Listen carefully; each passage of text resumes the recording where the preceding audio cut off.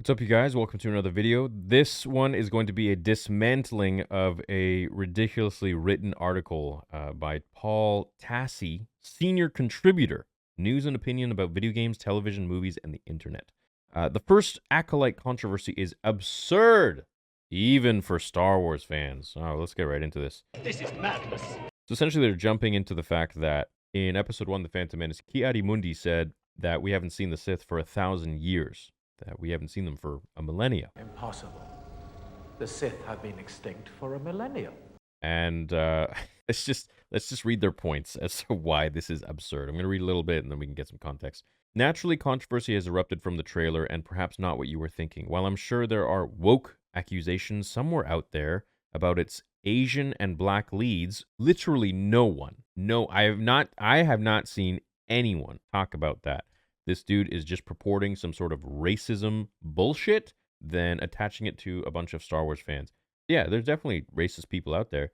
There's racist people of any sort of fandom. They're just racist. It doesn't make the fandom racist. I hate this kind of stuff.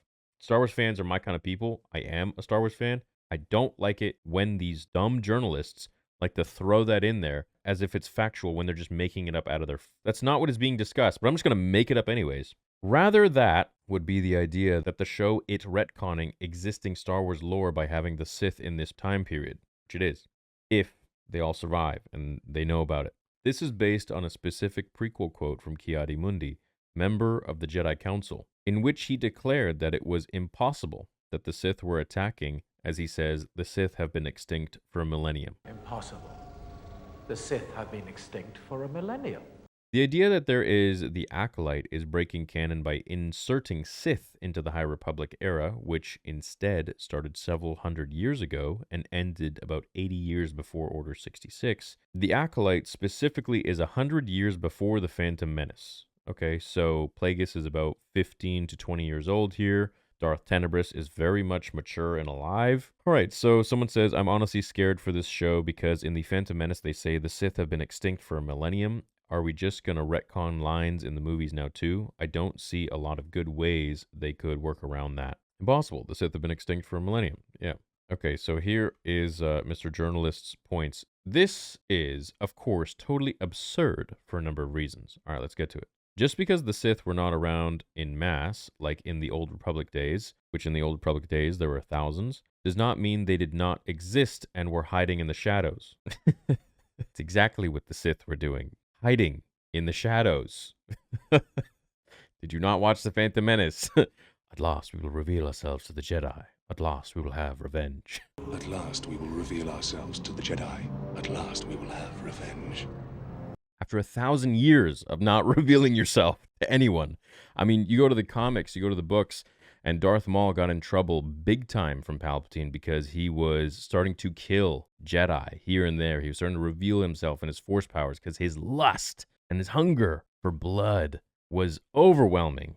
And, his instincts took the better of him. And Palpatine gave him a couple slaps on the wrist a bunch of times. Covered this in many comics and books before. So that's debunked right there. Yes, they were hiding in the shadows and they should have remained in there. It remained in the shadows. Then this quote is being given by a guy who did not know there was an entire Sith conspiracy happening under the Council's nose. This is quite literally the entire plot of the prequels. If the guy didn't know Palpatine was a Sith Lord, why should we trust his so-called knowledge of the status of the Sith for the last 1,000 years? Because they all didn't see that Palpatine or any of the Sith ever revealed themselves, or that there was any inkling of any sort of dark side user, of any user of the Force that was not in the light, had ever been revealed in 1,000 years. The dark side clouds everything. Impossible to see. The future is. There was no, there's a bunch of Jedi dying. Who the heck can kill Jedi? Maybe bounty hunters, maybe some sort of virus. Oh, I know, maybe it's the Sith that haven't been around for 1,000 years. No, that's not a thing. It wasn't a thing. It wasn't at all ever a thing, and that's why the Jedi were so overly confident. I do not believe the Sith could have returned without us knowing. Ah, hard to see the dark side is. and that they only sent Obi-Wan and Qui-Gon to Naboo to fight this Sith because they didn't really believe it. That was it.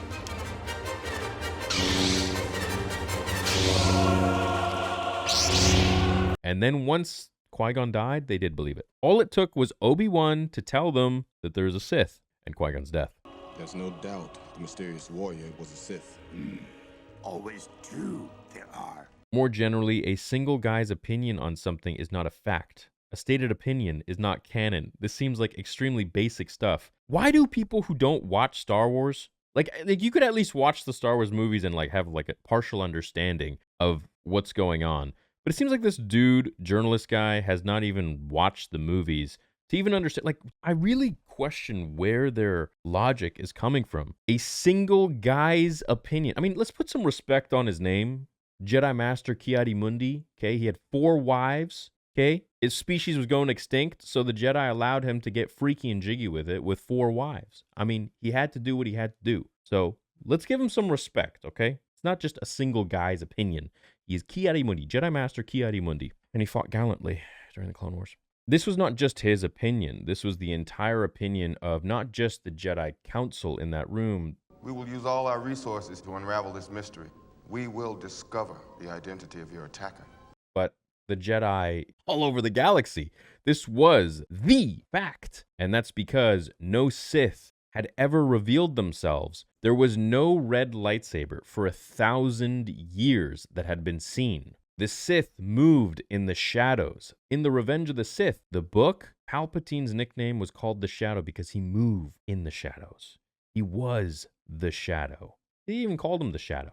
So it wasn't just one dude, it was the entire Jedi collective had not seen a single red lightsaber or any sort of Force user that was not a Jedi. So all of these are debunked. Thank you so much. Come again next time and we will debunk it once more. And to all reporters that want to have some sort of a edgy view on Star Wars, or what actual Star Wars fans are talking about, please do your research first. Maybe watch a couple of my videos, like and subscribe while you do it, and read a couple comics just so that you don't look like a total butthole. But hey, this is just the opinion of a single guy, so errors do happen, I suppose, even on Forbes magazine. Have a great day. Leave a like on the video if you enjoyed this, and I'll see you all in the next one. Until then, remember the Force will be with you always, and put some damn respect on Master Ki-Adi-Mundi's name.